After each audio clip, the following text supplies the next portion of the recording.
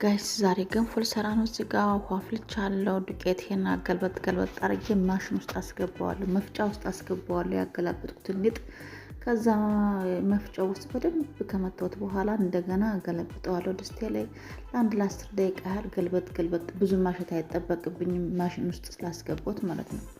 መፍጫ ውስጥ ስላስገባሁት ከዛ አዘጋጅቼ እንደዚህ ጨረስኩኝ። አያምርም? ከዛ ያዘጋጁት በርበሬና ቅቤ ማር ነበር። እንደዚህ ያደረኩኝ አስተካከልኩኝ። እኔ ደግሞ ወፈር ያለ ነው የምወደው፣ በርበሬው ምናምን ቅጥምጥም ያላልወድም፣ ወፈር ያለ ነው የምወደው። እዚህ ቦታ ነው ሁሌም የምበላው ቁርሴን። ቢስሚላህ እስኪ ቀመስ። እዚህ ወፈር ያለ ነው እንዴት እንደሚጣፍጥ ይኸው ጥርቅ አድርጌ በላው። አልሐምዱሊላህ።